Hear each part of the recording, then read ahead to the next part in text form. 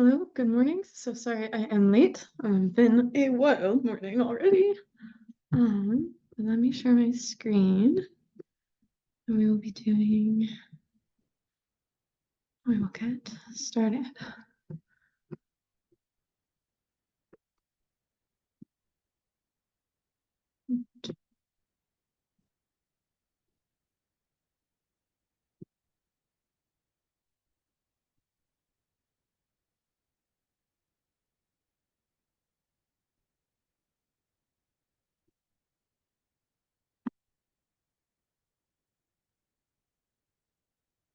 Okay. Are you able to see my camera screen and able to hear me okay? Yes. Yep. Okay, great. Um, and so this is meant to be interactive, and I'll try to pull examples from ones that are relevant from your own research. But if you're not able to unmute, then that's fine. But if you are, would love to have the active participation.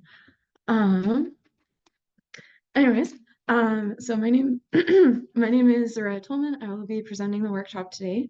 I just finished a second year in my PhD in developmental psychology, and turns out I really love statistics. So I've been working with GradQuant since the spring quarter. This is my camera, and excited to do this workshop. So it's a little bit more focused on social science type questions, but can be very applicable to other ones, other disciplines as well. And then meant to be focused mostly on the kind of theory behind which test and which test you should use, and less so on the computation. But I do have a couple of examples that we'll work through in R just to show you what it's like to actually run these tests and how to interpret the output. Um, so to get a little bit of a feel of what background knowledge you're coming into the workshop with, I'm going to ask a couple of questions and feel free to unmute or feel free to put your answers in the chat. Intro quiz. Um, but what are inferential statistics? And if you're like, I'm not really sure, then also let me know. But if you know what inferential statistics are, go ahead and let me know.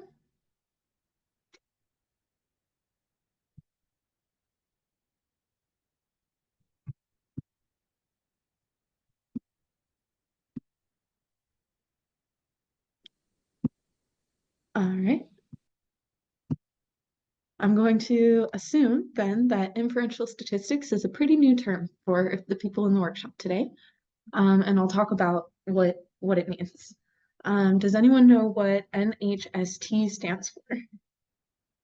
And it looks like my video is glitching, so I apologize if you can't hear me, and feel free to ask me to repeat if if my Wi-Fi is terrible.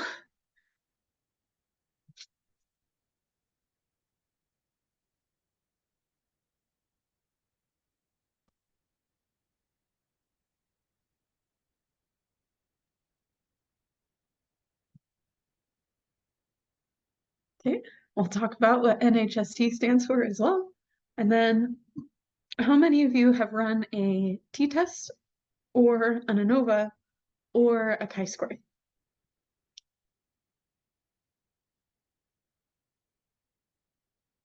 Okay, Ryan? Ryan, would you mind unmuting and telling me which test you've run and then what discipline you're coming from? And same with you, Allie.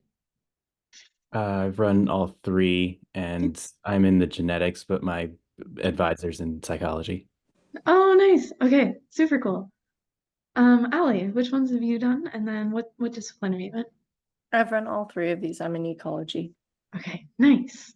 All right, and so the other students who haven't done these tests, I would love to know what disciplines you're coming in from, just so I can start doing the examples. So um, you can either put it in the chat or I can do like a little popcorn kind of thing.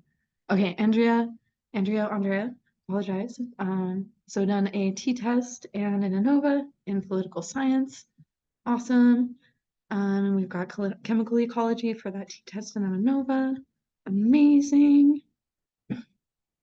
evolution and ecology. Perfect.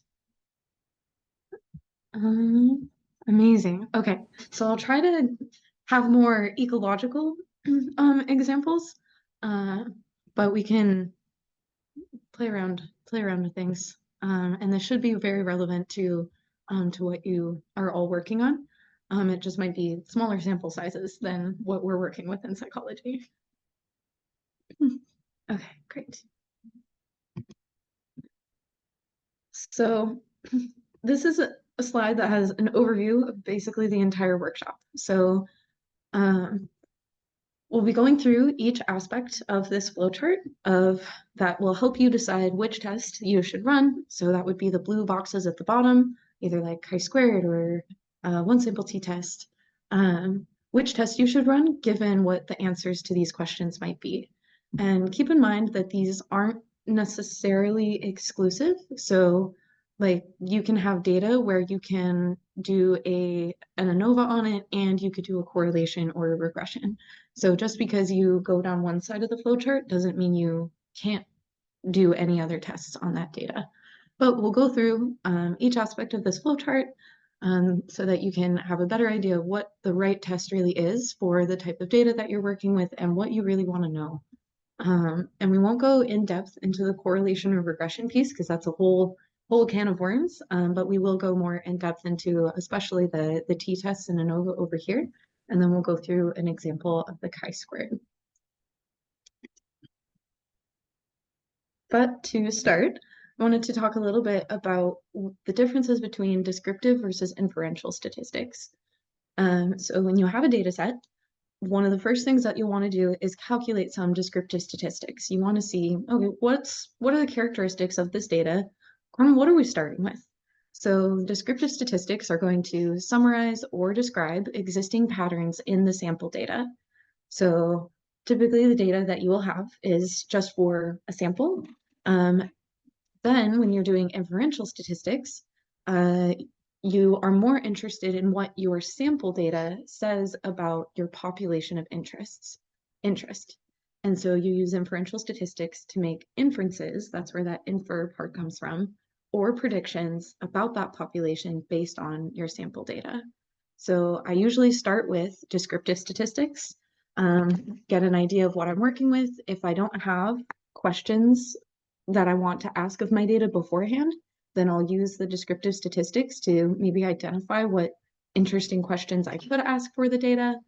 And then I'll take that next step of doing inferential statistics.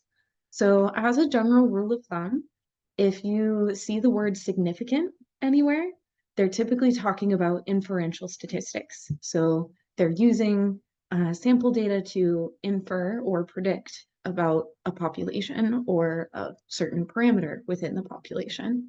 So if you're reading an article, doesn't even have to be a scientific article, but typically if they're like, we saw a significant difference or there were significantly more people that did this, they most likely, almost every time should have or would have ran a null hypothesis significance test and done inferential statistics to be able to make that claim.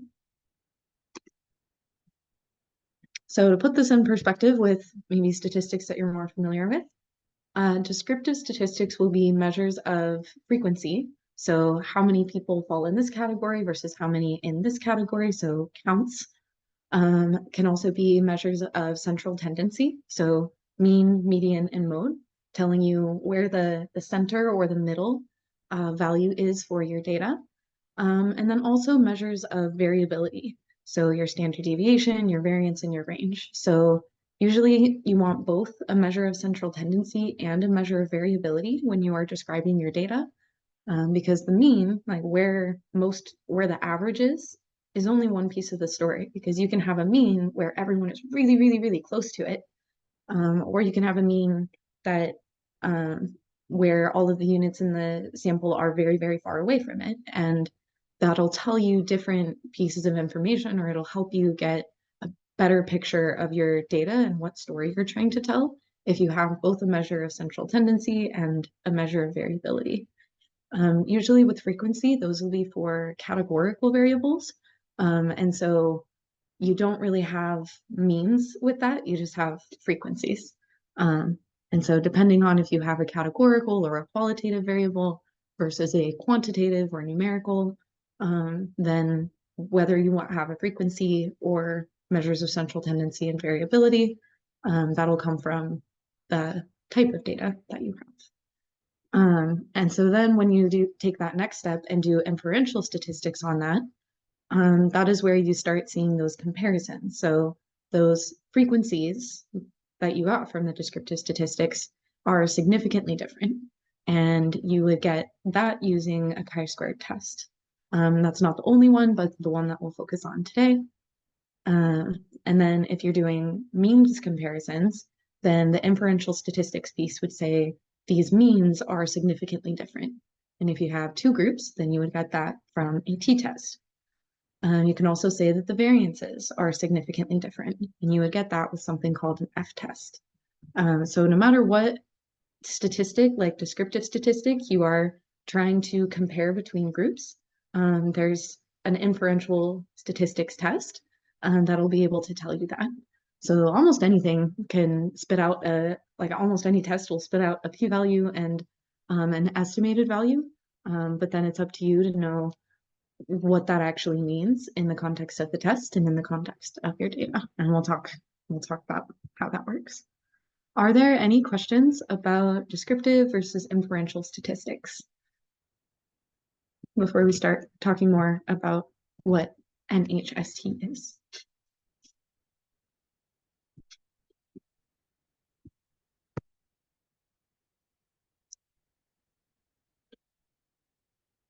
I'm gonna wait 15 seconds.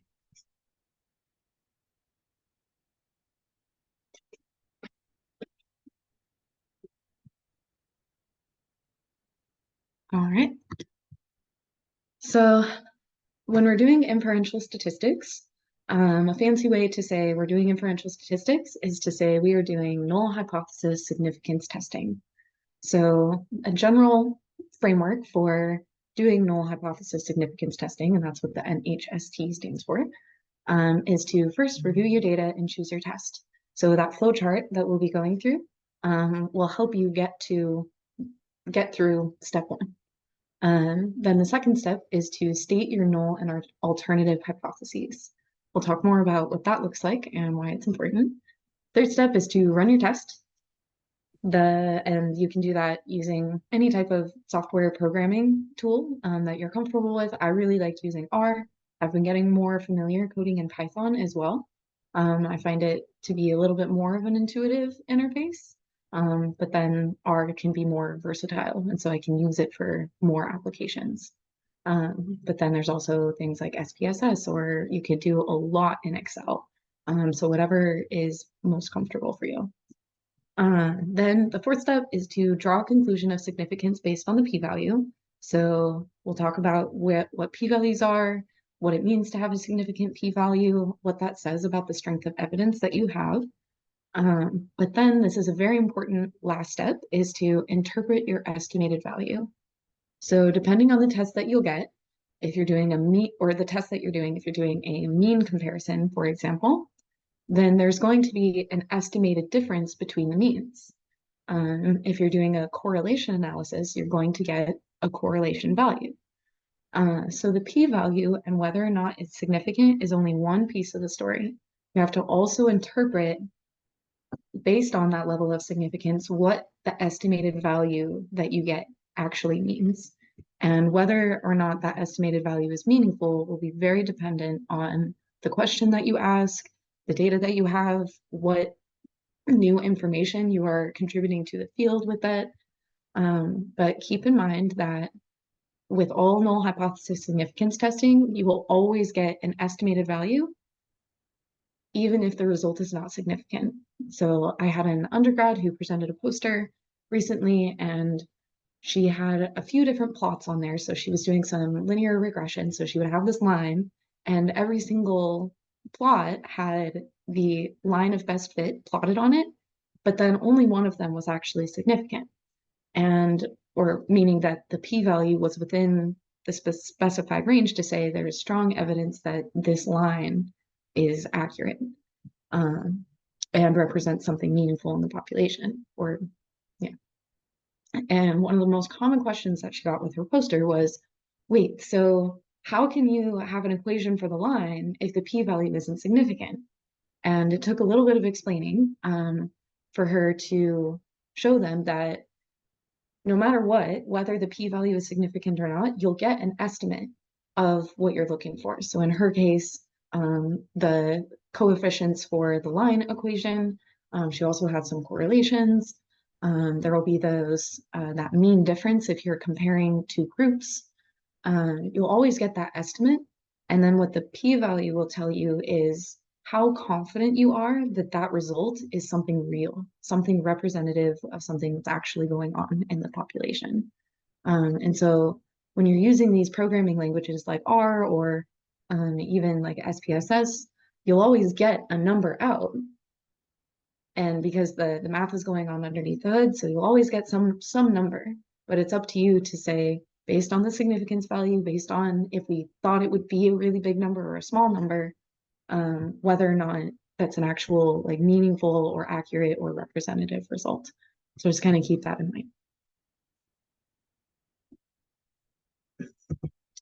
So the first part of null hypothesis significance testing is a null hypothesis. So what are those and why are they important? All of these tests, the goal with them is to either reject the null hypothesis or accept the null hypothesis. And these are kind of two statements that are opposites of one another. So let's go through what a null hypothesis would look like. This is the assumption, the status quo, nothing new. So this would say, we think that there are an equal number of boys and girls in the population, or this is what's assumed to be true or a given. So what is kind of the current understanding of how this construct or this parameter of interest is?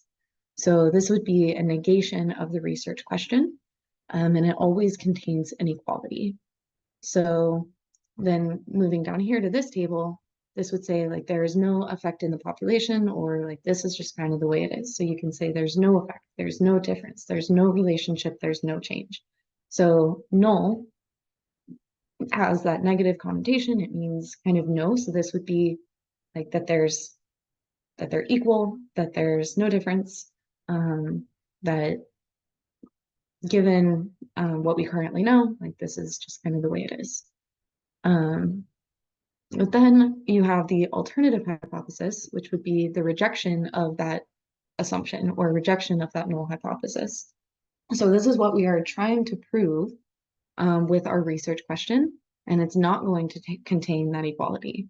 So remember that they always need to be opposite. So if the null hypothesis says that there's no effect in the population, then the alternative hypothesis would say that there is an effect in the population. So if we say that there is no difference between the number of boys and the number of girls that are born each year, for the null hypothesis, then the alternative hypothesis would say there is a difference. We think that there are more boys than girls born in each year.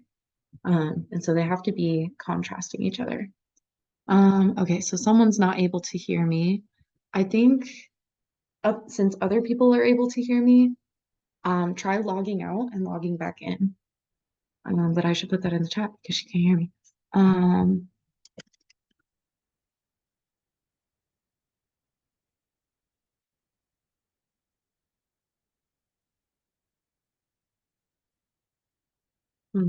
Oops.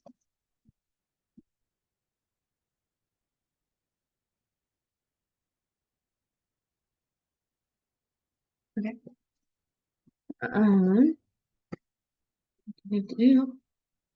And so stating what these null and alternative hypotheses are will help you be able to interpret what your p-value means, and actually make a claim about your research question. So a little bit more of what that looks like, and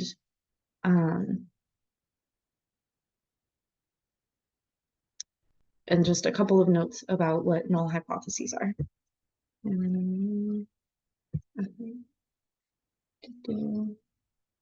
Okay. So null and alternative hypotheses are always in reference to the population. So we have a sample of our own data, and this is going to be what's used to estimate the population parameters. And then the population is going to be what you think is happening for everything or everyone in your area of interest. So you usually have a population that's way bigger than what you're actually able to sample. And so that's why it has to be an estimate, because it would be very difficult to actually measure every single individual or every single thing within that population. And so we have to take a sample of it, and then hopefully we have a really good sample and we have really good data so that we can get an accurate estimate of what that population is.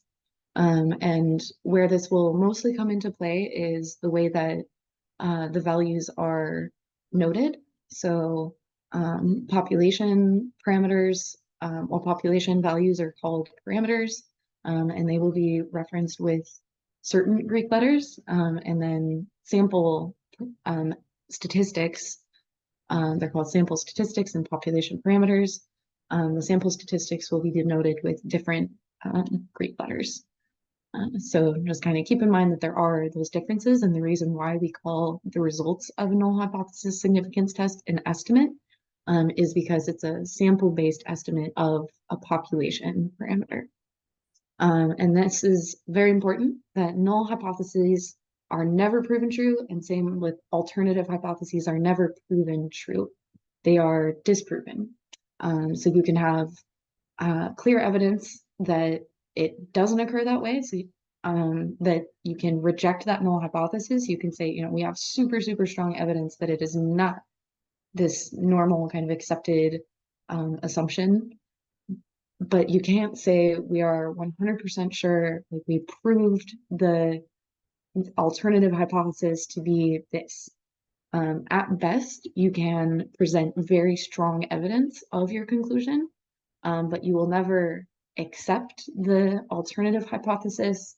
At best, you can reject the null hypothesis and say, we know that it's not this, but we can't definitively 100% say with truth, ultimate truth, that the alternative hypothesis or the null hypothesis is true. And then once again, defining what these hypotheses are will help you know what test to run and how to interpret your results. Because depending on the test, you might want a p-value that's really, really big. And depending on the test, you might want p-values that are super, super small. It all depends on what your question is and what you're interested in. Typically, the ones where you want the test to not be significant are tests where you are validating the assumptions. So it's kind of like a precursor to actually doing the t-test or the ANOVA. So it's not very often that you don't want a significant p-value, but depending on the test that you are doing, you can. So to illustrate the relationship between descriptive statistics, inferential statistics, trying to kind of put it all together, you have a population of individuals or of the construct. So I know in ecology you might have different areas or sites that all have a certain characteristic. So then all of those sites or all of those possible sites would be what your population is. You will take a sample from that population. You will do descriptive statistics on that sample. So getting an idea of what those patterns are, what are the characteristics that already exist in the data. And then you can do inferential statistics to infer based on the sample what is actually going on in that population. And you can, and then there will be levels of confidence within the inferential statistics of how sure are you that the result that you have represents something in the population. So we talked about what those null hypotheses are, and we'll go through examples of them, of like how to write an alternative in a null hypothesis.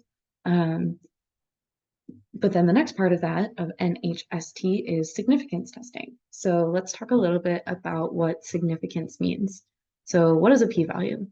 The result of an NHST is you're going to get an estimated value, and that's what I talked about before, that either like a beta coefficient or a correlation value or or a difference in means, like a mean estimated difference. And then you'll also get out a p-value. So what a p-value tells you, it stands for probability value. It's like, what is the probability of getting this result due to chance? So if we say that our data is normally distributed, and we have this set of possible results, the mean would be right in the middle here, and this would be the probability density. So we can think of it as the most likely observation will be in the middle, and that most of them will be over there. The p-value, the kind of further you go to the edges, this is where you'll have the very unlikely observations. So if you think of it as if something is due to chance, then it would kind of be like right in the middle. But if something is not due to chance, then we want that to be a very small likelihood. So the p-value is the probability of getting an observed or more extreme result, assuming that the null hypothesis is true. So if we get, I need to plug in my computer.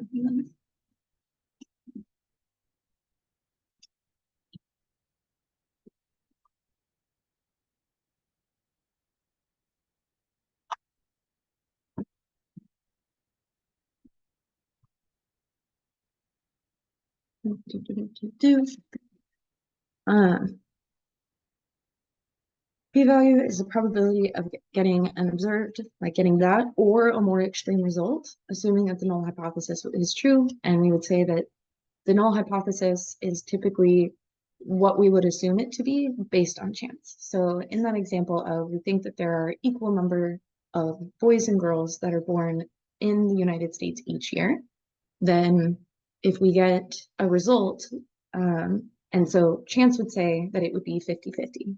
That would be what we would assume to be true based on chance. But if we actually find that there is like a 75-25 ratio of that, then our p-value, then we would be over here on this a very unlikely observations. It's pretty far away from that 50-50 value. And so then we would get a small p-value or a small probability of getting that due to chance. And it's difficult to wrap your head around. I think it took me like 3 statistics classes to really figure out like how to interpret a p-value or like kind of what that means. So let me explain it in another way. And then I'll ask the question of, do we want our p-values to be small or large, typically? So if we have this mu is our population mean, and what we will basically say is we're going to plug this into, sorry, I keep accidentally pressing the button. We're going to run our test and we're going to get out a certain value. Anything that's within this green part, we're going to say, I think that result is just due to chance. It's not far enough away from what we would expect to get due to chance to say that we think it's actually not due to chance. So, but if we get a result that's super, super far away from what it would be strictly due to chance, then we can say that there's a super small probability that we would get this result if it was due to chance or if there was not something actually going on in the population. So if you have an alpha level of 0.05, and that's pretty standard, you'll almost always have an alpha significance level of like, what's our cutoff for saying that this is not due to chance and that there's something real. Then if you have a p-value that's less than that, then you can reject your null hypothesis. You can say, we have super strong evidence that we are not getting this result due to chance because it's so far away from what we would expect to get if chance was the only thing involved. But if p is greater than that alpha level of 0.05, so we'll say that this black line over here is that 0.05. So anything that's greater than that, in terms of the density or that probability density, then we would fail to reject our null hypothesis. Remember, we can't accept our null hypothesis We can't say that our alternative hypothesis is true. We can only reject our null hypothesis or fail to reject our null hypothesis and present very strong evidence that our alternative hypothesis might be true. So let's do a little check-in. Do we typically want our p-values to be small, or do we want them to be large?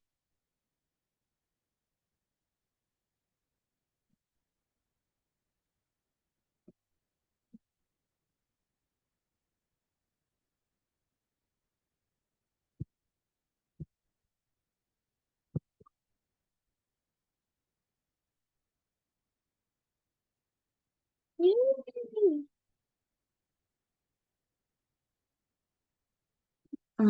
Okay, nice. So yes, we want our p-value to be small because that means that the probability of getting that result due to chance is very, very small. So we want p-values to be small. If anyone is doing power analysis, and I'll talk a little bit about it, it's not the focus of this workshop today, but it is important to do that. The result of a power analysis is something called a beta, and it's 1 minus whatever your alpha level is like your desired level of power.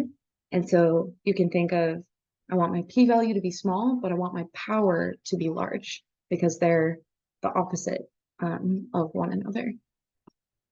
But yeah, we want p-values to be small because that means that we can reject our null hypothesis. We reject saying that we reject what is assumed to be occurring just due to chance. Okay. There is a general heuristic for strength of evidence based on the p-value that you get. And this is kind of standard across all of the different types of tests that you do. So if you have a p-value of greater than or equal to 0.1, then this would be no evidence against the null hypothesis. So this would say, we got this result, we have this estimated value, but we are not confident at all that this is due to anything but chance. Say if we would do the same experiment again, then most likely we would get something completely different that might be on the complete opposite side of what we would expect the mean to be. So this would be no evidence against the null hypothesis. It's basically like, if it's close, then you might say preliminary trending evidence would say that maybe if we ran this again, we would get something significant. If it's between 0.06 and 0.1, then that's weak evidence against the null hypothesis. If you have 0.5 to 0.02, this is moderate evidence against the null hypothesis. If you have 0.01 all the way down to 0.002, this would be strong evidence against that null hypothesis. And then the smaller that you go, so if it's less than 0.001, then that's very strong evidence against the null hypothesis. And that's the strongest level that you can get, or the most confident conclusions you can make based on a null hypothesis significance test, is to say, we have a p-value of less than 0.001. We have very strong evidence against the null hypothesis. The probability of getting this result, if chance was the only thing involved, super, super small. There's like no chance that we would get this result unless there was something real going on in the population. So now going back to that the p-value is only one part of the story. A significant p-value does not always mean that your result is necessarily meaningful. So a difference that is meaningful will depend on your data, depend on your question, and what's currently understood in the field. So as a kind of corny example, if the result of this t-test that we did said the total number of chocolate chips in all the Chips Ahoy cookies in 2015 were different than the total number of chocolate chips in the Chips Ahoy cookies in 2017. But the difference is only 7 chocolate chips out of 1.2 million.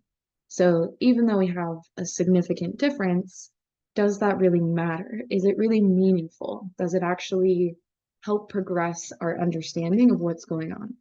Now, keep in mind, I really like my Chips Ahoy. And so like 7 chocolate chips out of like 1.2 million, it's like, okay, like maybe not. But if instead we found the result of the total number of chocolate chips in the Chiplet Ahoy cookies has significantly declined each year since 2015, I would like, oh my goodness, that means that that I remember my Chips Ahoy cookies as being like super having so many chocolate chips and now they don't, then that means like there might be something interesting going on that could have influence in on my research. So a difference of like 7 chocolate chips out of 1.2 million, um, and let's say that both of them resulted in a p-value of 0.05 or a p-value of 0.04. Like just because they have the same p-value, the meaning of the results might not be the same, and then what's actually meaningful or has profound impact or intellectual significance might not be equal. So if you're ever unsure if you have a result that is meaningful, there's a very helpful statistic called an effect size.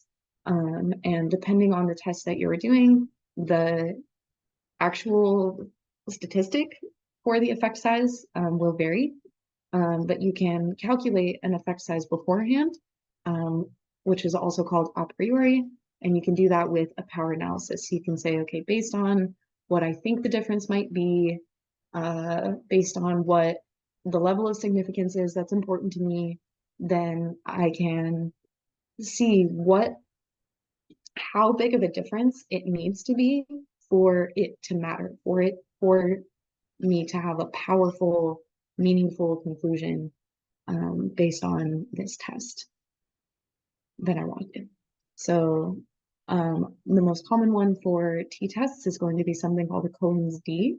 And you typically want like a very large effect to say like, okay, there's a lot of power behind this test. We're super confident. So based on the p-value, based on this large effect size, we can say that this result is not only significant, but that there's a very large difference that we're seeing in the population.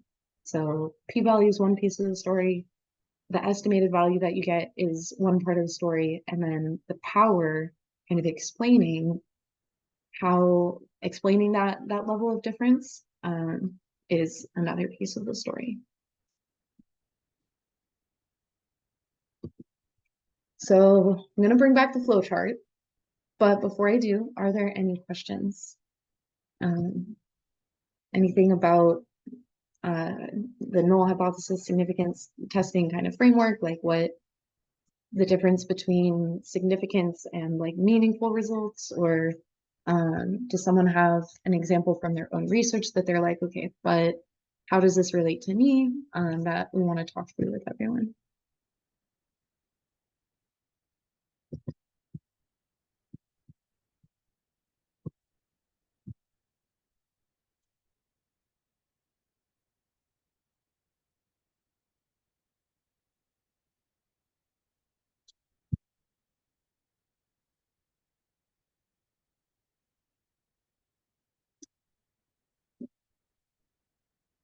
So on this flow chart, and I have lots of slides, otherwise I'd go back and show the whole thing all at once.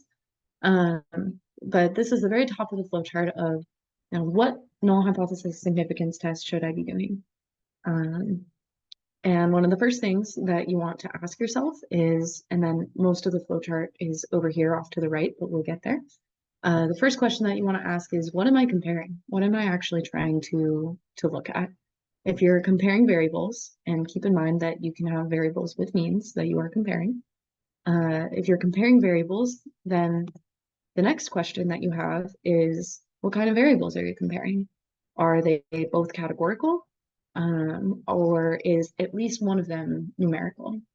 If you have at least one of them that is numerical, then you can do some correlation, you can do regression analyses. But if they're both categorical, then you can compare them using the chi-square test. And we'll go more in depth and do that example in R, just to show what that looks like.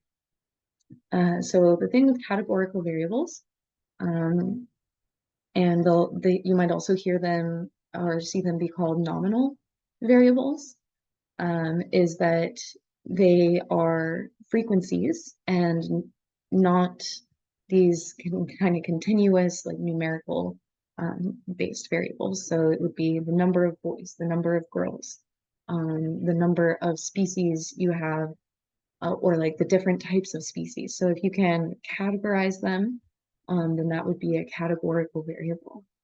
But if you can put like numbers to them, and then there's the nuance between if you have a meaningful zero, if you have, if they can be discrete values, like if it has to be 1 or 2 or 3, or if it could be 1.2 or 1.3. Numerical is an umbrella term, but then you can have differences between types of numerical variables as well. But in general, you can, if it's like numerical versus categorical, then you can follow the flow chart here. And then we'll later talk about what it means to be comparing means and all of the different things that you can be doing with that. Okay. So a little bit more on what you can do with what types of variables that you're looking at.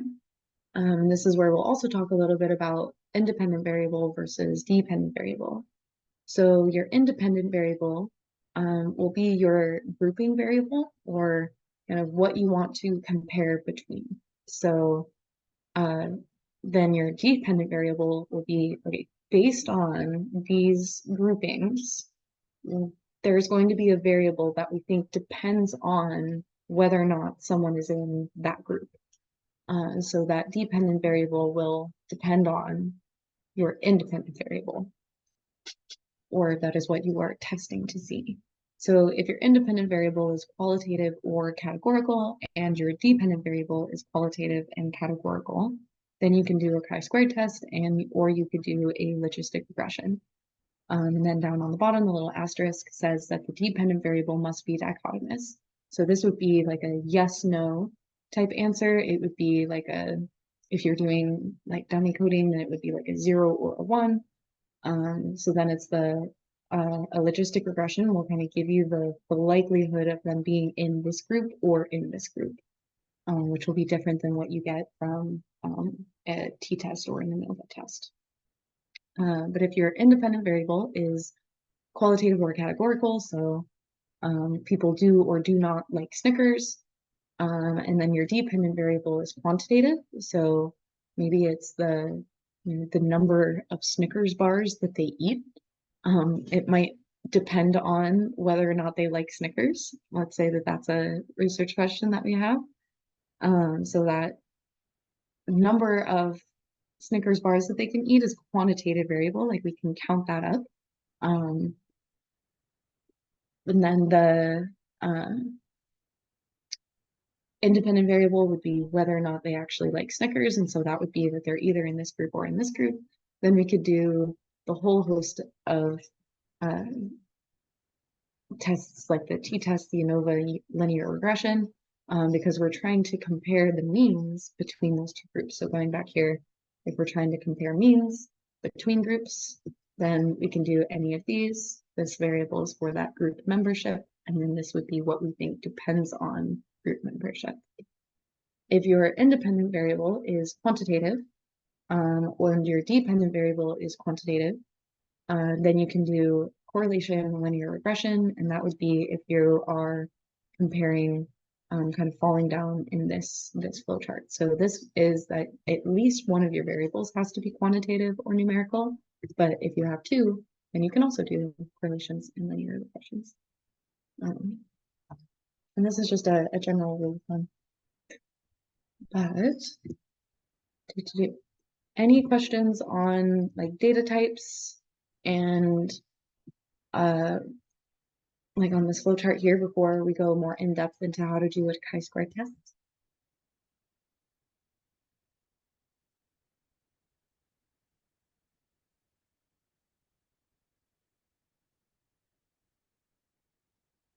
All right. So there are a couple types of chi-square tests, but this one's we're going to be mostly talking about the chi-square test of independence. So based on groups, like do we think that they're different enough from one another? So if you have a frequency table or a contingency table formatted like this, or if you can make one, then you can run a chi-square test on this. So you would have categorical variable 1, which could be either response 1 or response 2. You could have response 3 or response 4. It doesn't have to just be 2 levels within these categorical variables, but for the sake of simplicity, we've only got 2 levels within each of the categorical variables. And then if you can sum up the total number of frequencies, and then N stands for your sample size. So if you can create some type of contingency or frequency table like this, then you can say, and this would be a descriptive statistic, then you could run the chi-squared test on it to see if these O1, O2, O3, O4 are actually significantly different from one another. So as an example, going back to these Snickers examples, maybe Snicker preference is based on gender, or it wouldn't make sense to say that gender is based on Snickers preference. There has to be some sort of temporal relationship there. But let's say that Snicker preference depends on gender identity. So we have this contingency table. We ask people, do you like Snickers? Do you identify as a boy? Do you identify as a girl? And then we get, out of this total sample of 100, this is how the numbers fell. So we see that there are a lot of boys. Out of the boys, most of them like Snickers, and some of them don't like Snickers. Out of the girls, it's a little bit more even, but still, a lot of the girls like Snickers, and then, but then there's still a few that don't like Snickers. So just by looking at the descriptive statistics, just looking at these frequency distributions, we might already have an idea of if we're going to get a significant result when we do the chi-square test. So if our question is, how does this number, these numbers here, depend on this, then we'll be able to get a difference value that will say whether or not this is significantly different from this, depending on its relationship to the variable up here. And that's a little bit more on the computation, the kind of math that's going on under the hood. But if this was 25 and this was 25, then we would already know that there isn't going to be a significant difference. The probability of getting that due to chance is 100%, basically. And then that p-value would be way, way, way higher than 0.05. But this is looking very promising. This looks like a big enough difference to where getting this result due to chance or having them be equal is not likely. Okay. With each of these null hypothesis significance tests, there are a few assumptions underlying them. So these assumptions would say, in order for the math to work underneath the hood, you need to meet these criteria. There needs to be independence. So and most of these assumptions are standard across all the tests, but there needs to be independence between samples. And this is a different independence than the name of the test, which is like the chi-square test of independence. So the independence within the assumption is whether or not, we'll talk a little bit more about it, but if O1, O2, O3, O4 have any overlap or not. So we can't have someone that in this experiment or in this test, we won't have someone that identifies as both a boy and a girl. So we would make them choose one or the other for the sake of this example. Same thing with liking Snickers and not liking Snickers. They have to choose one or the other. And so since each individual will only fall in one of those boxes, then we meet the assumption of independence. If we had a little bit more overlap, or they could say both, then we would need to do a different test first off, because we would not meet this assumption of independence. So this would say that those barriers between the groups are firm and that someone has to be in one or the other. And then we also have an assumption of sample size. So ideally, we want at least 5 per cell. So this would be in O1, O2, O3, O4, that there would need to be at least 5 in each of those.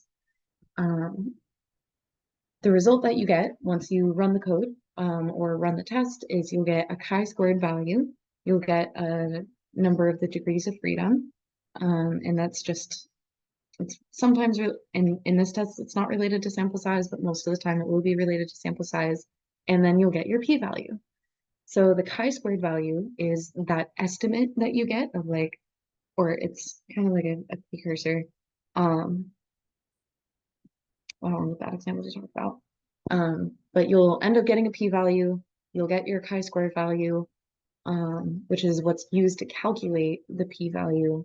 And then you can interpret your results. So then you'll say there is a significant difference between the number of boys that like Snickers and the number of girls that like Snickers, or there is a significance by gender of individuals that like and don't like Snickers. So let's go through this example and I will go through it in R. But remember that we need to state our null and alternative hypotheses for this to make sense. So sometimes it's easier to do the alternative hypothesis of like, what do we want to happen based on our research? Or what do we want to find or show? And then you can do the null hypothesis, which would be if that thing isn't true, like what would it be, or what would the result be if chance was the only thing involved. So the null hypothesis in this case, if our research question is, does Snicker preference or does liking or not liking Snickers depend on gender? Then our null hypothesis would be no, it doesn't.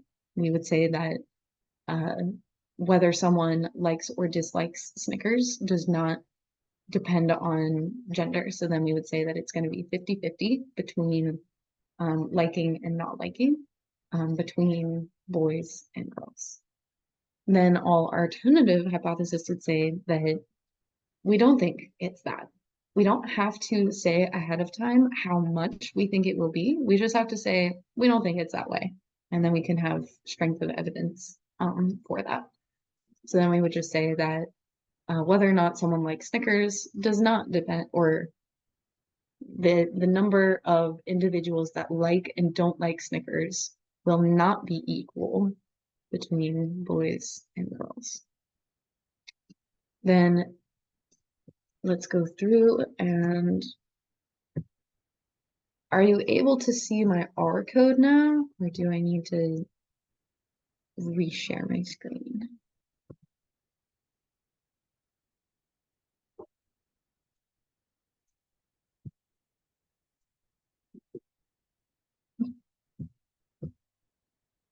Nope. Okay, I'm gonna reshare then.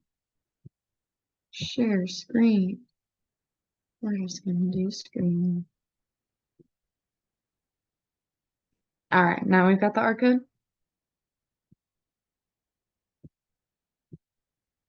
Nice. Okay, cool.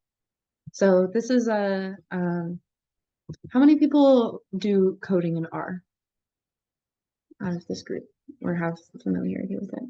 And then go ahead and put in the chat if you don't use R, what platform you typically use for your analyses. Okay, so we've got 3 R's. Nice. R, great. Okay, so I'm a big fan of using R Markdown files versus R files because they're a lot more helpful in organizing the information that I want, and then it makes it easier to run chunks of code and kind of isolate what you're interested in. So if you haven't seen this type of formatting before, just know that it's an R Markdown file. So also in RStudio, but just a different file type that makes it a little easier to organize the code that you write. So I just have the packages that I libraried here. This is a little chunk of code for doing the chi-square test. So first I needed to make a little table that replicates what this thing looks like. So I needed to recreate that in R. So to do so, I made a little table, which is just like a little table, where there's boys versus girls, and then I changed the dimension names here. So after I do this, if I want to see what that looks like, we have boys, we have girls, and then we have whether they like or whether or not they dislike Snickers. So this is that contingency table recreated in R. And now we can run the chi-square test. So this is built in under the stats package, which you don't have to library every time, which is super convenient. So we're going to do a chi-square test. We're going to say on the chi-square data, and then that's our null hypothesis. So when we run this is Pearson's chi-squared test with Yates continuity correction. The chi-squared test or estimated value that we get is 5.6386.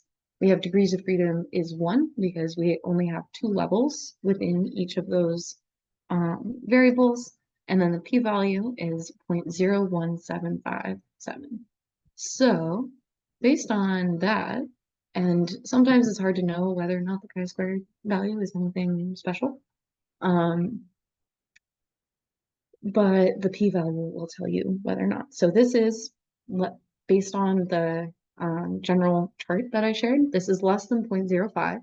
And so we can say, yes, based on, or yeah, whether or not someone likes Snickers might be based on whether like what gender they identify as. So let's go back in here.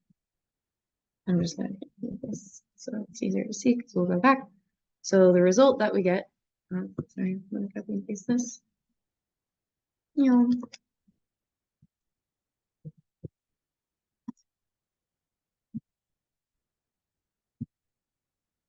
And when you write null alternative hypotheses, they can be in mathematical terms or they can be in verbal terms. So the alternative is Snicker performance does decode.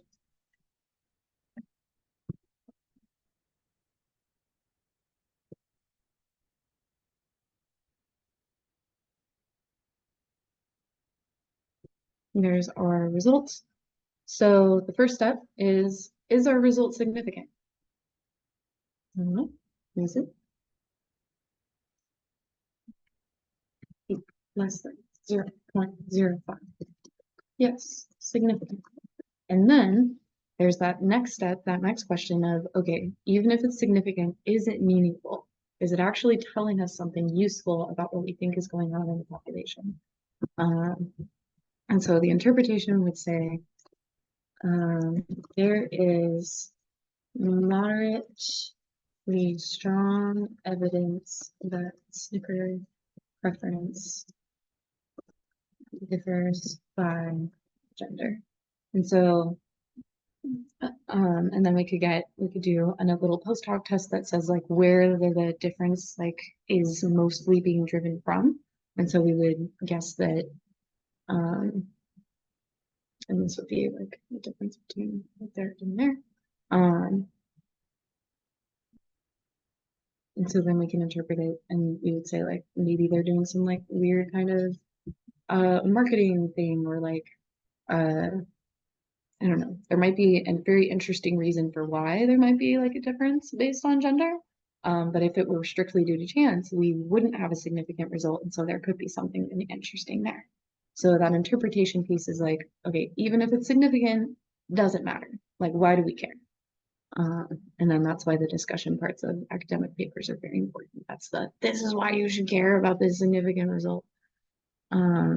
So the interpretation and the kind of the why it matters for chi-squared tests, the chi-squared test isn't a super robust test because it's just based, like there isn't a lot of data that goes into it. And so then the conclusions that you can draw from it aren't super strong. So if you have the option to do another type of test in addition to a chi-squared test, I would highly recommend that because the chi-squared test isn't super robust. And so it's like it can be an interesting piece, but it shouldn't be the only test that you do to tell the story that you're looking for. Okay, I'm trying to see. Any questions on chi-squared tests before we go into mean comparisons and really going into like some t-tests and ANOVAs?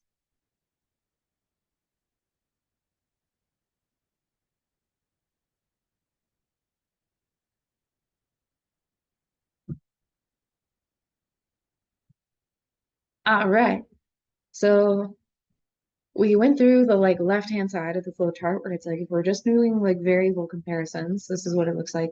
But now we're going to go on the other side. So we have a couple of we have at least one quantitative variable or numerical variable that we can get a mean from. So if you can calculate a mean on it, then you can do these types of tests basically. And if you can't, then you probably need to do a chi-square test and then maybe like reconfigure your data or like look at it in a different way to be able to calculate a mean from it. But if you have decided that you are doing some mean comparisons, so you have at least one quantitative variable and you want to,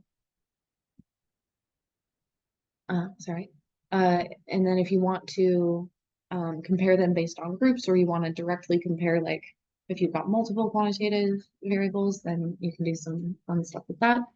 The next question is, what kinds of means are you comparing?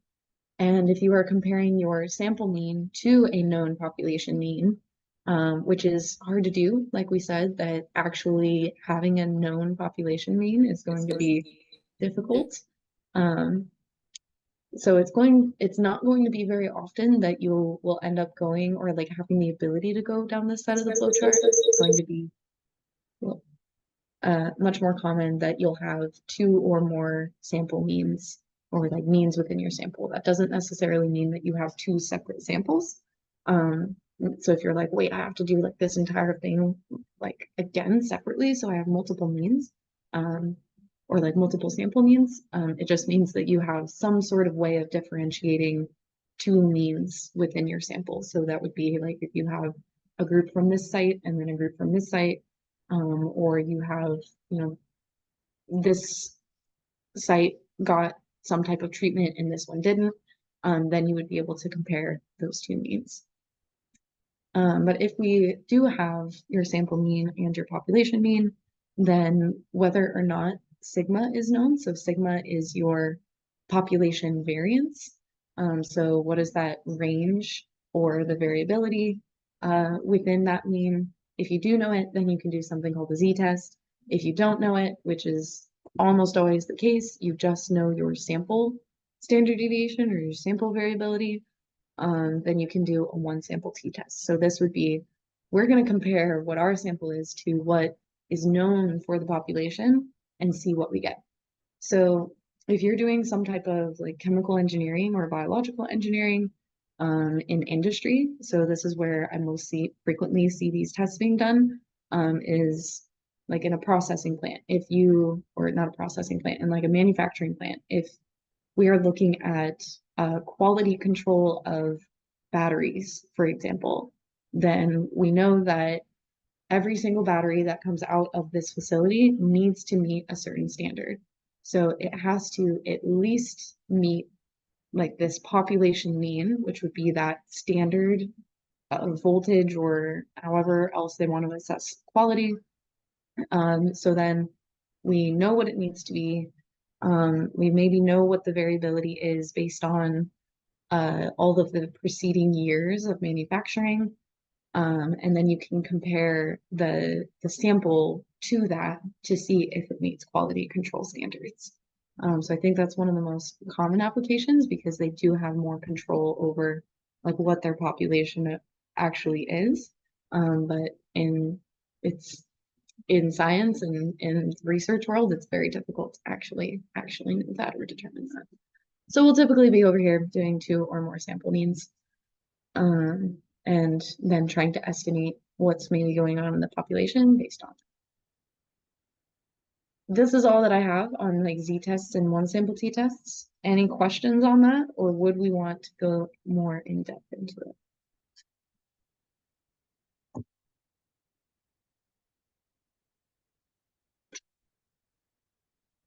All right. So now going down into if we know that we are comparing two or more sample means, the next question that we have is our data independent or paired? So, and once again, this is, well, it's a little bit different than the independence assumption, but basically it's basically the same. So, independent data is going to be if there is a difference between two or more groups. So an individual can only be in this group or it can only be in this group.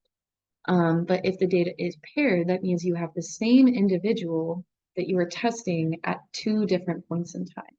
And it doesn't have to just be, it doesn't have to be a person. It could be a location. It could be like, but if you're looking at the same thing, same person over time, then that will be a paired samples t-test. And it doesn't have to just be like time points, so like time A versus time B. It could also be conditions. So if you have an individual where at first they're going to have they're going to drink red Kool-Aid, and then later on they're going to drink the blue Kool-Aid, and then you're comparing their responses based on which Kool-Aid they drink. It's still the same person, but then it's just different conditions. So you care more about the condition than the time point. That's still a paired t-test or repeated measures. No, but if you have green Kool-Aid as well. But the general heuristic is if an individual, if you're looking at the same individual or the same thing at two different time points, but it's the same thing, then it'll be paired. But if they're distinct, if they're separate, if it's two groups and they can only be in one group or the other, then it will be independent. And then if you're looking at just a group and a population, then there's that one sample test that we talked about before. If our data is independent, so continuing down the left side of the flowchart, then the next question that we have is how many factors do we have? And a factor is just a fancy way of saying an independent variable. So one factor would be what we have talked about previously, and I'm going to go to the next slide because there's a helpful table there. So one or two factors. Sorry, I have to keep moving things around because it's like hiding different levels of the screen. So in this contingency table, this is another way of like displaying that. If we have one independent variable, this would be like wheelchair category, like how far a wheelchair can go based on the model number. So wheelchair category is our one independent variable, and then the distance that it travels is our dependent variable. And then this would be like one factor, so then we're doing a one-way ANOVA or like a one or like a two sample t-test, but with one factor. But if we want to not only consider the model number or the wheelchair category, but we also want to consider the type of tires that they have, then we would be considering two independent variables or two factors, and then seeing how our distance compares based on these two independent variables. So then this would end up being a two-way analysis of variance. If we only had two model numbers, so this didn't exist here, then we could do t-tests on it. But kind of the main difference between a t-test and an ANOVA, because I was always like, ANOVAs are really hard and scary and terrible. And then I was like, oh, like it's just if you have three groups versus two groups or three or more groups, then you have an ANOVA. But then if you just have two groups, then it's a t-test. But it's all dependent on how many groups you have within or how many levels you have within your independent variable. And so if you've got two groups, then you can do t-test. If you've got three or more, then you do an ANOVA. And then this one specifically is a one factor ANOVA. without repeated measures.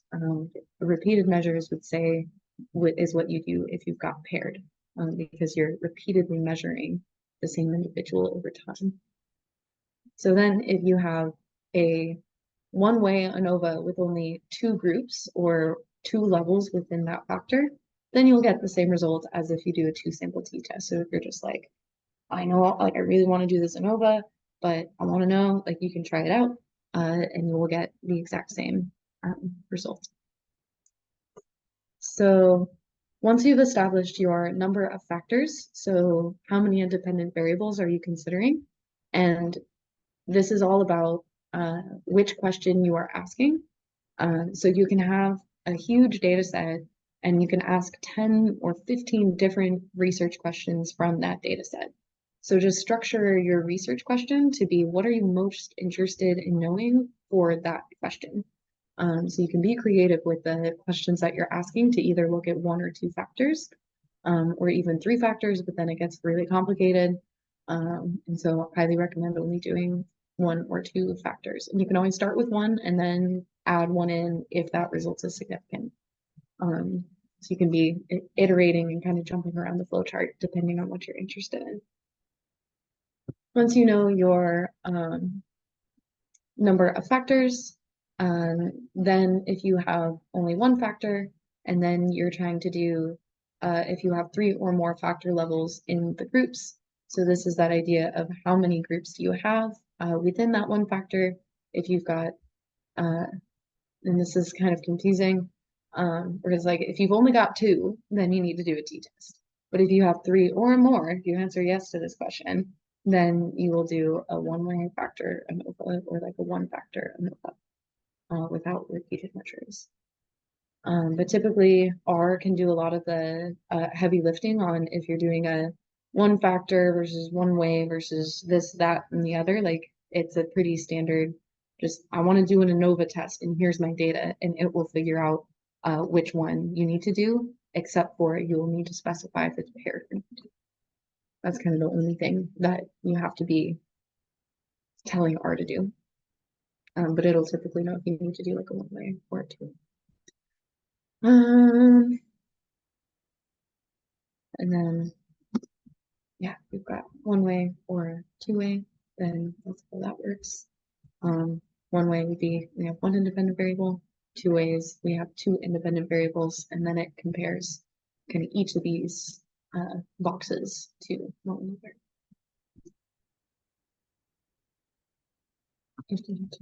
So if we say that we have one factor, we've only got two groups within that, then we're going to do a two sample t-test. So let's go through an example of what a two sample t-test would look like. So similar to the chi-squared, we have a couple of assumptions. So for this two sample t-test, those samples need to be independent. They can't be paired, otherwise you'll do a paired t-test. We also assume that they have equal variance between the groups. And this doesn't mean that they are exactly the same, but it means that there isn't a reason to believe that the variance of one group would be super different than the variance of another group. And in general, we can safely assume that we meet the variance assumption if they're super different. And there is a test that you can do called an F-test, a Fisher's test. If you do an F-test, you can actually show whether or not the variances are equal. And that's one of those tests that if you get a significant p-value, then it's a problem, because you want the variances to be equal. And so if the result of the Fisher's test is significant, then that means that you have to do, you have to take that into account and you have to do a non-parametric form of the t-test called a Wilcoxon's. So if you don't meet these assumptions, then it's okay. Like you just have to do a different type of test. But then the strength of the conclusion might not be as strong because you don't meet the assumption to be able to do just the regular two sample t-test. And then you'll also assume that the variables or that the distributions are normally distributed. So that means that they follow that bell curve. And then this is also related to the sample size. So if you have a sample size of at least 15, and in psychology, that's like bare minimum, but I know in a lot of other disciplines, like a sample size of 15 is huge. If you have a sample size of 15, better yet, 30, then you can be a lot more confident that you meet the normal distribution assumption just based on something called the central limit theorem. But in general, like if you don't have a sample size of 15 or 30, then you can do a test to see if it's normally distributed, but in disciplines other than psychology, you usually don't have to go through the step-by-step of showing that you meet this normal distribution assumption. You can just say, we're doing the test because this is what we do. And then if this result replicates in other research, or like if it supports the current body of work, then it's like, we're just going to kind of skip the formal testing of the assumptions because it's too difficult to be getting larger sample sizes. The result that you'll get something called a t-statistic. And so this is similar to what the chi-squared statistic was, is like the kind of precursor to what the p-value is. So the p-value is calculated from how your t-statistic compares against a critical value. And that's super in the weeds. You don't really need to know that. Just know that the t-statistic is related to your p-value. And that's why I put it on the same line. You'll also get a number of your degrees of freedom. And in the t-test, this is very directly related to sample size. So your degrees of freedom will be the total number of the total number within your sample. So the number in group 1 plus the number in group 2 minus 2. And this is just something that goes into the equations to be able to calculate your t-statistic and p-value, because depending on your sample size, that statistic will change. And then you get your estimated means, and then you can also do the estimated difference between what those means are. So once again, you get a p-value and you get an estimate. And just because you have a significant p-value does not mean that the estimate you get is actually meaningful. And then you always need to interpret it. So there's a formal APA way of reporting the results, and then a kind of standardized way to write the interpretation. So you would say there is blank evidence. So this is that moderate, very strong, it's like whatever range your p-value falls into, there is blank evidence of a difference between these two groups, between the means of this group and this group. And this is where you try to be as detailed as possible over what you are actually comparing. Great. Let's go through an example. So I have this bees data set, and I'm going to go back to the R now. This bees data set that looks like this, where I have information about the state, the number of colonies, the number of bees colonies for a certain year, the maximum, the number lost, the percent lost. There's all sorts of these. There's the quarter in which it was generated, the year, and then some information about mites, parasites, pesticides, kind of maybe some contextual factors that might be influencing the number of colonies or the number percent lost or the number of added. But this is this bees data set that I'm going to be asking a couple of questions from. Let's say that I am interested in quarter differences. So quarters 1 versus quarters 2, the average number of colonies. So this is based on the data set. So I'm like, okay, I'm interested in the relationship basically between the number of colonies and this quarter column. So the more that you can ask a question that is very directly related to what your data set is, the easier it will be to run these tests. Then we need to think about what is our alternative hypothesis, what is our null hypothesis. So then it's like, do we want a significant p-value or do we not? And this is, do we have an alternative hypothesis that is just not equal to, or do we have an alternative hypothesis of, is it greater than or less than? Most of the time, we should say that they will just not be equal. Even if you have confidence that we would say that, maybe there's, because of the winter, like we would say that quarter one will have way fewer. Then quarter two, even if we have a preliminary hypothesis or we're like, we think that this one will be less, stating your alternative hypothesis as they will simply be not equal will result in a two-sided t-test, or a two-sided, two-tailed p-value or two-tailed t-test, which will give you stronger evidence of your conclusion.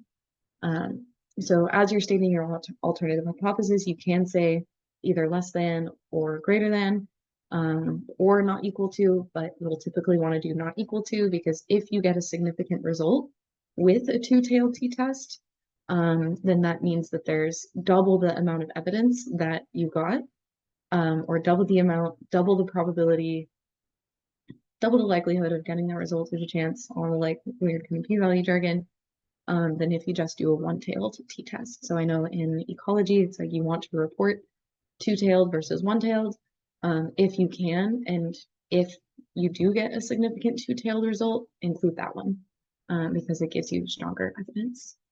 But for this one, so we'll say that there's a the alternative hypothesis is that we think that there is a difference between the average number of colonies for quarters 1 and 2. We run the two-sample t-test. I'm going to show you what this code looks like because of all the different things that I specified. Oh, and very important that we look at our descriptive statistics before we go. So if I just create a comparison between quarters 1 and 2 in the average, and I did that with the dplyr package, these are kind of close, like 117,000 versus 120,000. Quarter 3 is 133,000, but we're only comparing quarters 1 and 2 right now. We'll do an ANOVA right after this that compares 1, 2, 3, and 4. But because a t-test can only have 2 groups, I just picked 1 and 2. But just looking at them, looking at those descriptive statistics, I don't know if there's going to be a significant difference. But we'll run the test anyways, and we'll see what it looks like. This t-test, just like the chi-square test, is built into the stats package, which is built into R automatically. This is what I want to compare.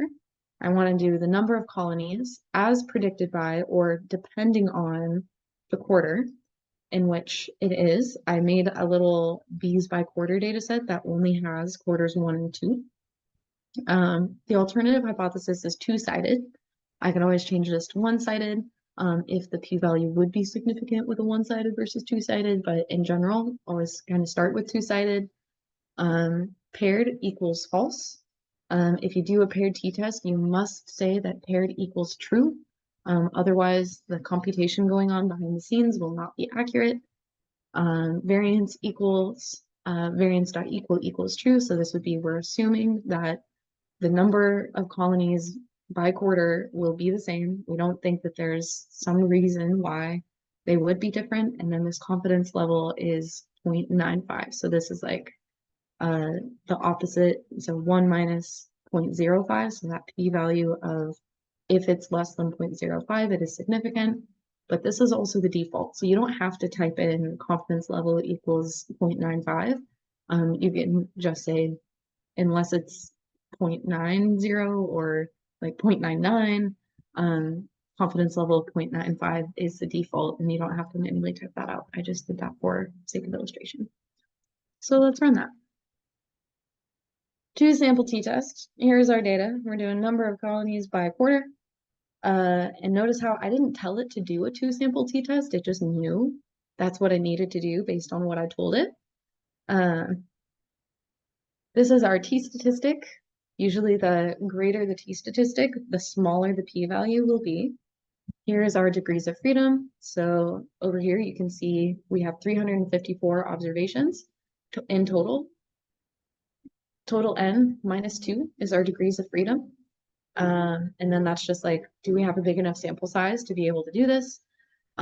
Here's our p-value, 0.7216. So really no evidence at all that there's a difference between quarter 1 and quarter 2 average number of colonies.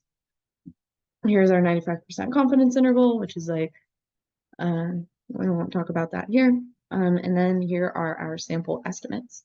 So this is going to be a little bit different than the numbers that we got here, which you can see there's like 133 versus 116. And this is because since we said that the variances were equal and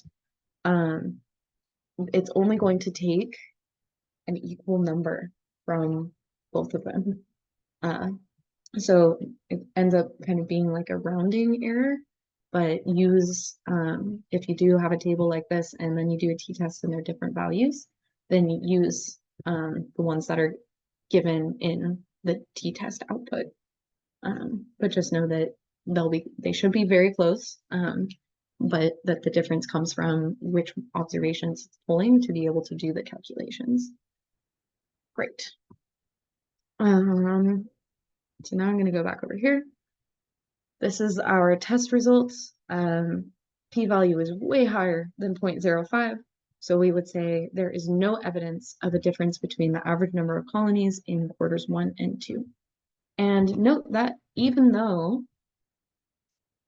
my data set has all of these other variables, for this specific research question, I only considered number of colonies and quarter. So all of the other variables that I could have included are irrelevant for this research question. So if I want to know, okay, but do they differ by quarter by state? That's a separate question and I would have to do a separate t-test. But then that one would be because I have 2 independent variables now, I would require a different approach. Okay, so like I said, for this t-test, I could only compare quarters 1 and 2. But what if I want to just see if 3 and 4 are also different? Based on our flowchart, we've still got 1 factor, but we have more than 2 factor levels. So we have 3 or more factor levels or groups. So this means that we need to do an ANOVA to be able to take into account all 4 quarters instead of just 2. So what this would look like is just a slight rephrasing of our research question. Instead of it being, is there a difference for quarters 1 and 2? We just say, is there a difference by quarter? Our null and alternative hypothesis will also be very similar. Our null hypothesis is there is no difference. And then our alternative hypothesis is there is a difference. And we don't really care if the difference is greater than or less than. We just care if there is a difference. To do this in R, let me go down here. This AOV function is going to be where we specify what variables we're interested in. So this is these data set, number of colonies by quarter. And then this ANOVA piece that is wrapping around it is instead of just creating an ANOVA model, I want it to give me the summary output and to actually give me the ANOVA table. So let's go ahead and run this and see what that looks like. So here's our analysis of variance table. So an ANOVA just stands for analysis of variance, and it uses the level of variance between the groups to see if the groups are different from one another. Something super important about an ANOVA is it will tell you whether or not at least one of the groups is different, but it will not tell you which one. So you have to do a post hoc test, typically a 2-piece HSV test, to actually know which groups are different from one another, because an ANOVA will only tell you if at least one of them is different. I had to save these data set. I had to save the quarter as a factor variable, but that's just like data type and processing. But we're looking at this output. Let me run that again. When you get the output, it's going to be this ANOVA table. You see that there are degrees of freedom, there are sums of squareds, there's mean squared. I typically just jump over here to this p-value. So this notation means p-value, but it's like probability of getting this result that is greater than the F value. So in a chi-squared, we got a chi-squared statistic. In a t-test, we get a t-statistic. In an ANOVA, we get something called an F value or an F statistic. And this is all just based on what's going on computationally underneath the hood for these different types of tests. But then the p-value is calculated based on whatever that statistic is. But similarly to the t-statistic, having a really big F value will usually result in a very small p-value. Having a super small F value will result in a very high p-value. And the latter is the case that we have here, where we have a super small F value, and then we have a super high p-value of 0.966. So there's just like no evidence based on number of colonies and quarter.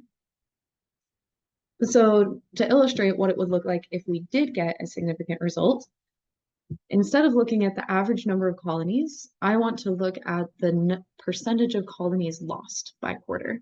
So all I did was change the variable from the data set that I was interested in. So instead of inputting number of colonies, I said percent lost. So pulling in this column instead of that column. And I want to get a summary of it. So this is the same like ANOVA table that we would get if we ran the code, same thing. And now we've still got our degrees of freedom, we've still got our sum of squares, we've still got mean squared, mean sum of squares, and this is just what do we have in the data that is used to calculate the F value, which is then used to calculate the P value. So notice that we have an F value that is much greater than it was on the last one, and correspondingly, we have a p-value that is much, much smaller. So this p-value tells us, because it's super significant, so 3 asterisks means less than 0.001, and I love that R will tell you what these asterisks mean. With this p-value, it's super significant. We're like, yay, that's awesome. But in an ANOVA, that just tells us, okay, at least one of these quarters is different than another quarter, but we don't know which one. So we have to do this Tukey HSD test to say, okay, which ones are actually different? And when we do that, it compares each of the quarters to one another. So comparing 2 to 1, we have a super significant p-value. Comparing quarter 3 to quarter 1, super significant p-value. The only one that's not significant is quarter 3 and quarter 4, and that one is super high p-value. And then this is the estimate of the difference between them. So the way that we would actually interpret this, and I don't remember if I put it on the slide. I did. Okay, so we can go back here and present here. So now we're looking at, because the results of this, there's very strong evidence of a difference between the number of colonies lost by quarter, and now we can say which ones are actually different. So the one with the largest difference, not the most significant, it ends up being the most significant in this case, but that's not always true. But the one with the largest difference is from quarter 1 to quarter 2. So having a negative 5.14%, this would say that from quarter 1 to quarter 2, we lost, or we gained, because it's inverse of this. From quarter 1 to quarter 2, we gained 5% of the number of colonies, and this is a super significant result. So we not only say that this is significant, but this seems to be pretty meaningful, that the biggest jump in number of colonies lost occurred from quarter 1 to quarter 2. But then by the end of the year, nothing. There isn't a significant jump. So notice that we get a number here. Sorry, I know it's kind of hard to see with that down there. So R still calculated a difference of 0.38, but because the p-value isn't significant, we would say it like the number that was calculated likely occurred due to chance and not because the number is actually 0.38 in the population. So even though it calculated a difference, we would say like, I don't think that that actually means anything because the p-value is not significant. But then in contrast, because the p-value is significant for all of the other ones, we can say that we have very strong evidence that these numbers reflect what is actually going on in the population. And then that it's interesting that the biggest jump happens from quarters 1 to 2, but then we also see it going from negative. So there are colonies gained from quarter 1 throughout the rest of them. But then there are colonies that are lost. So having a positive difference from 2 to 3 and 2 to 4. So that means that there's a jump and then a decline. And then you would be able to plot that if you wanted to actually like visualize what that story looks like. Oh, so it can be a lot. And there are infinite number of questions that you can typically ask with a data set. But one of the hardest parts is knowing it's like, what questions can I even ask? And what tests can I do based on the questions that I want to ask? The last piece that we have is what do we do if it's a paired sample? So we have the same individuals that we're looking at over time, or we look at them in this condition versus in this condition. It's like we give them the placebo here, and then we give them the actual drug here. We often see this in clinical trials. So then the next question is basically, how many groups do we have? If we've only got 2 groups, and this is a super confusing way that I had to put in the flowchart, but if we've only got 2 groups, then we can do a paired t-test. If we've got more than 2 groups or more than one independent variable that we are interested in, then we would do a repeated measures ANOVA. And to kind of illustrate what that looks like here, if we just had groups, these 2 groups, then we would do a paired t-test. But if we have these 3 groups or these 3 time points, then we would do the repeated measures ANOVA. And so the only difference when you are doing this in R, if you are doing a t-test, then you would just say paired equals true, and then it does the rest for you. If you're doing an ANOVA, you do the same thing. So I want to make sure that I get that formatted right. So this is my handy little help thing. Projections, I might have to do a little bit different. I'm not sure exactly how to specify in ANOVA. I typically use a different package to say that they're paired. So I have a different, so you can just type into Google like repeated measures ANOVA in R, and then it'll allow you to, it's like a different function instead of the AOV one. But if you do have the paired, then like I said, it makes a difference in how things are computed. But the same type of framework, if you've got 2 groups, then it's a paired t-test, and then if you have more than 2 groups, then you have a repeated measures. But let's go back to the original flowchart and just kind of put it all together, walk through what we talked about today. So if you are comparing those variables, then you can do correlations, you can do regressions, you can do a chi-squared, but remember, if possible, don't rely only on a chi-squared test because it doesn't give you super strong, like robust results. It's better to be able to do something over here. And similarly, the results of a t-test are powerful, they can be great, but if you can do an analysis using regression or some type of experimental design, then that's an even stronger result typically than a t-test. So there's levels of the strength of conclusions that you can draw based on the test, but in general, ANOVAs and t-tests are pretty good. And then depending on the number of independent variables that you're looking at, depending on whether or not your data is paired, then you'll either do t-tests or ANOVAs. If you can do an ANOVA versus a t-test, then that will give you a stronger result, meaning that the kind of power calculation that you get and the effect size calculation that you get, if you have 3 groups versus 2 groups, will end up being greater than if it's just the 2 groups. So if you can have a study design where you have more than 2 groups, then that further strengthens the conclusions that you have. But then always remembering that this flow chart is just the first step of like choosing the test that you need to do. But then once you actually run the test, you have a conclusion based on significance. So is the result significant or not?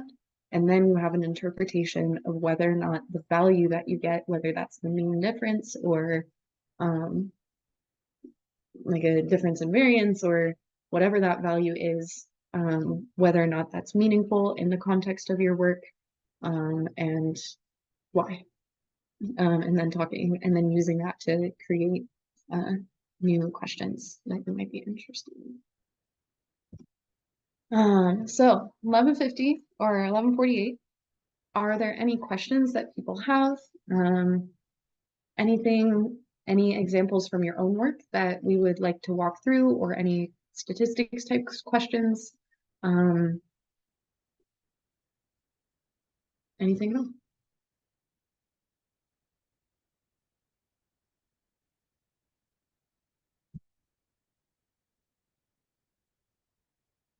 Is there a difference between ANOVA in the stats package and in the CAR package? Oh, that's a good question. I am not sure. Because I didn't think I should stop sharing the screen. I think a good way to figure that out would be to do both and then see if there's a difference. So I tend to be very skeptical of the results that I get from stats, or like from null hypothesis significance testing. So if I have the opportunity to run the test from 2 different packages, then I will do so and then do some troubleshooting to see if they're the same or not. So I have a couple of packages that I use to do my ANOVAs, and I'm trying to, I wish I knew off the top of my head which ones they are. I don't think I use it from the CAR package. But if I have the opportunity and I can run the test from 2 different packages, I will, just to be sure.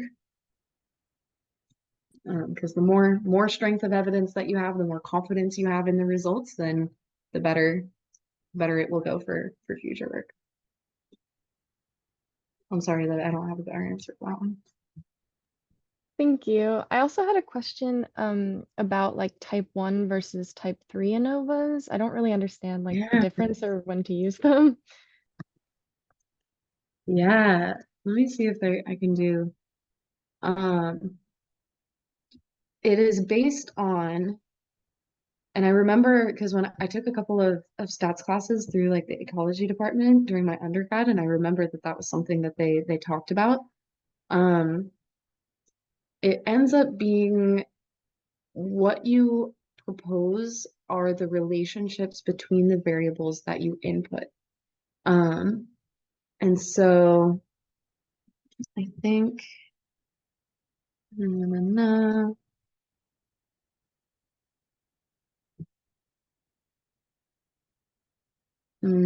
then kind of whether or not you would have overlap between the different groups that you have. I'm not confident in this at all. Could you send me an email and I can look into it, and let me put that into the chat so that I can be more helpful. Because we don't use like type 1 versus type 2 very much in psychology or type 3. But I think it's based on whether or not you expect there to be an interaction between 2 independent variables that you have. Okay, yeah, I think that makes sense based on what I remember, but it's kind of You're confusing. just like, I knew that much. No, so that's helpful still. yeah, send me an email. I'll look into it a little bit more and then be able to share what I'm able to figure out and try to connect it connect it back to what we talked about here. But I think, yeah, I'll leave it at that. And then the individual who was having the audio issue, the recording should be posted on the GradQuant website, but that might be like after a long time. So also send me an email or put your email in the chat, and then I can share the recording as soon as it's done uploading to the cloud. Because I do have it, and then I can send it to you directly. Perfect. Anybody else want the recording immediately after? I can just send it in a group email.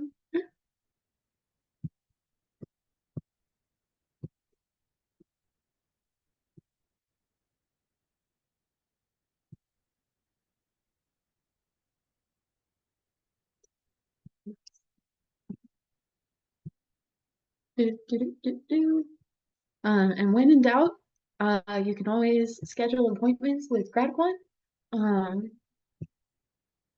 And you're like, I don't know which kind of things that we can do, because there are, like we said, so many different types of ANOVAs and so many ways to interpret things, and so many parameters to adjust. And so when in doubt, like, schedule an appointment, and we can do our best. Any other questions?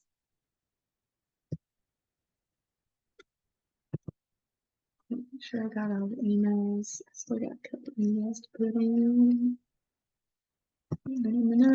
Oh, and also in that email, I will send the copy of the slides and a copy of the flow chart. And it is one that I made, so it might not be perfect for things, but just like a general guide. I think I got it. Okay. Any other emails that anyone else want to that thing? Actually, I think pretty much everything's in there. Any other questions?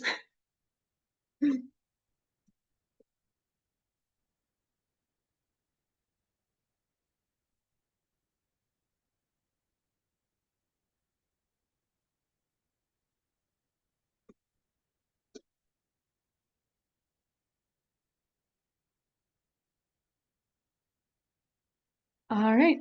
Well, I did put my email in the chat. You can always, I know I'm not sure if I'll be working for GradQuant in the fall, but we do have like more lead consultants and whatnot.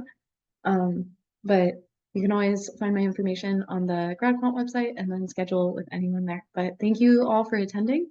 I appreciate it, and I'm glad that you're excited about the recording and the flowchart. And yeah, best of luck with your research. It sounds really exciting, and I love how many people are doing great work in ecology and genetics. So cool.